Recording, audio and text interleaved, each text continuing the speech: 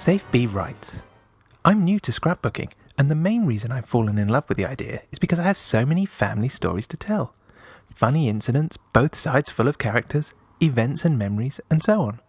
I want to get this on paper, and the idea of doing so in an artful way through scrapbooking just appeals to that crafting side of me. Thing is, I don't have many photos. Almost none at all, in fact, for most of the tales I have to tell. How do I make scrapbook pages distinctive, beautiful and creative without any photos? Glitter Girl, can you help Safe B paste up pages without pictures? Of course I can. I think the easiest way to approach any page design without photos is to include your story on a piece of paper that's about the same size as a standard photo in your design, and then you can look at any page design or sketch and just visually replace the photograph with that block of journaling. So today I'm going to create a page that has no photos and has 3 blocks of journaling. It's one story that I really want to tell with memories from my early teenage years about designer jeans and how they were, everything that you could want and more, and yet, of course, we learn that they are not the most magical thing in the entire universe. But some really important things that I learned along the way, or just some funny anecdotes as well. And I don't have any photos of any of that story. It's just something I want to write down, and the story is going to come in 3 parts. So what I've done is pretended that I had 3 4x6 photos, except instead of having photographs, I'm using paper that would be suitable for journaling. So I've taken some from 6x6 paper pads. This one is from the Maggie Holmes collection for crepe paper, and this one is Uncharted Waters by Glitz. And then this one is a cut-apart sheet from the new Simple Stories range called 24/7. There's a bunch of new Simple Stories in the shop at the moment. Here's a little bit more of that sheet.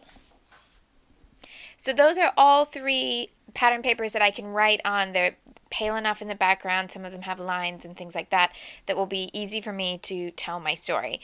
Now, if you prefer to type your writing, you might want to do that at this stage, but if you want to include other elements on the card, it might be useful to go a little bit further along the design process to see what other elements you need to leave room for, so that, say you want to add some letter stickers to this card, if I type my journaling and I fill all that space down to the bottom, I can't do that anymore.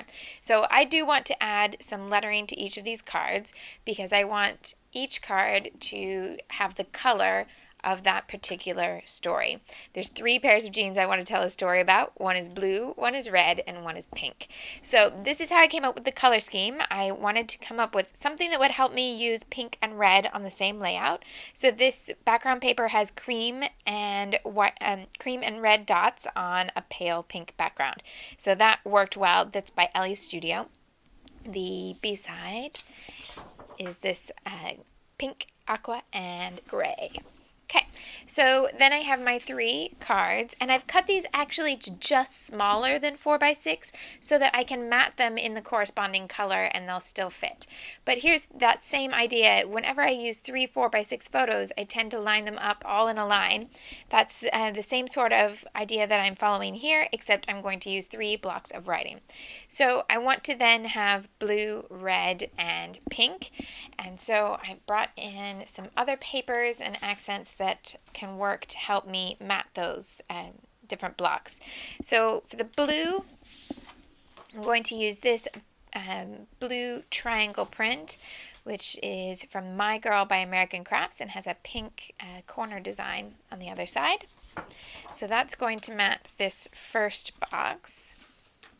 The middle one is going to be red, and for that I'm going to use some red polka dots. This is the new Pebbles Basics line, and it has all different colors, but then there are 2,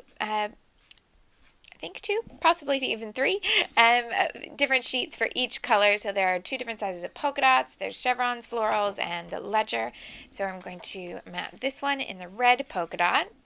And then the pink I'm going to mat in another piece from that same collection, actually, this hot pink chevron from the Glitz Uncharted Waters 6x6 paper pad. Then I'm going to be using these two papers as some accents.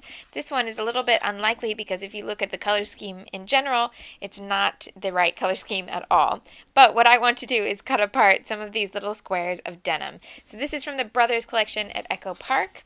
The other side is a big stripe pattern. And then this from Uncharted Waters that has navy and pink and also a little bit of yellow, but along with that neutral kind of antiqued parchment color in the background. And I just want to use a little bit of that to bring it all together. So those two papers I'm going to use in my embellishment. By adding the colored mats in a straight line across the page and then angling these slightly smaller journaling blocks, that gives just a little bit of room to see the color around the edges, which I hope will come clear once I've also added the name of the color to each block, and then when you read the journaling, it should all make sense. So I want this to read across the bottom of the blocks blue, red, and pink, so I'm going to use an ampersand here in black so that I'm not adding color to the end of that subtitle. And this little circle die cut is from a circle die cut pack by Ormaloo. So you get several different designs in that. So then I'm going to take blue letter stickers, red letter stickers, and pink letter stickers to spell that out, and then also do a title up here across the top. So I'm treating it exactly like I would do a page with 3 4x6 photos, except if I were going to include 2 rows of title, a title and a subtitle, I might need to bring the lettering at the bottom down below the photos, just depending on the content of the pictures. If it was something I wanted to cover up at the bottom of the picture, or if I wanted that on show, and then I could move the lettering down below. I had to break into some older letter stickers to find 3 that would be a similar size and fit that gap, but that worked out well, and now I have this space left to write. And if I were going to print this with either my computer printer or a typewriter, then instead of sticking these letters down, I would stick them to something else so that I can see through it, like a bit of transparency or the edge of a ruler, and then judge how much space I have to fill on the card and how much I need to leave blank. And that way I can make a draft print with just plain typing paper and hold it over the card to make sure it's going to fit, and then send the real piece of pattern paper through, and then add my stickers on top so that everything will fit. But I'm going to do it with handwriting and my trusty pen. I also went ahead and added my title that's across the top, which I decided I wanted to fit all here in one spot, so I started looking at my smaller letter stickers, and I actually happened upon something that was perfect that I even forgot that I had, and that's the navy blue version of the Jelly Bean Soup alpha bean stickers. There's a denim texture, so not just the navy blue color, but also the texture of jeans, so that works out perfectly for telling this story. And this little spot here, then I'd added the border strip first, and I hadn't used this border punch in a while, but I brought it back out, the torn spiral paper, because this tends to make me think of kind of school-aged memories, and so I thought that would be appropriate here. And then I added the title from the S back, so now I have this spot here. Well, that it's fine because that gives me the perfect place to know how much room I want to take up with my embellishments that I'm going to cut from that denim pattern paper. So I'm going to use some punches and different things to make a little grouping of embellishments here. But before I go any further, I want to make sure that I don't take up any more of my room for writing. So I'm going to go ahead and grab my precision pen and get that story down on paper. Now, if you are worried about whether your story is going to fit or not, just use a plain old notebook to write your story and make sure that it's how you want, and then copy it over. Or you can pencil it in and then write over the top, leave it a little bit to cure, and then erase your pencil lines with a white eraser. It'll get easier with lots of practice, I promise. Okay, so lots of writing, but it takes up the same space as 3 4x6 photos, and by using pattern papers to have a little bit more visual design there, it doesn't look so plain as 3 plain blocks of cardstock. Now, if clean or less patterned pages are more to the style in your album, then by all means use solid colored blocks for the for the writing. But because my albums include lots and lots of pattern papers, if I swap these out for solid colors, it was going to look really different. And my goal here was to make it match well with the patterns that I already have, or the pages I already have in my album. So I've started to add some embellishment. I've punched a heart from the denim pattern paper, and I have 2 more of those to add along the page, and started with some brads. The 24/7 collection has a brad sheet that has all sorts of different ones, and I just pulled out some red and some blue, and that way I can add a little bit of interest on the page in the right kind of color for each block. It doesn't include pink, so I need to take my pink from somewhere else. And for that, I've brought out a sheet of Doodlebug pearls in pink. So this sheet has a few different shades of pink. I think it's called the Baby Girl Pink Pack, but pink is fine. It doesn't have to be for a baby page, of course. And then on the pink block, I will scatter a few of these, or I'll just throw them along the desk, whatever works.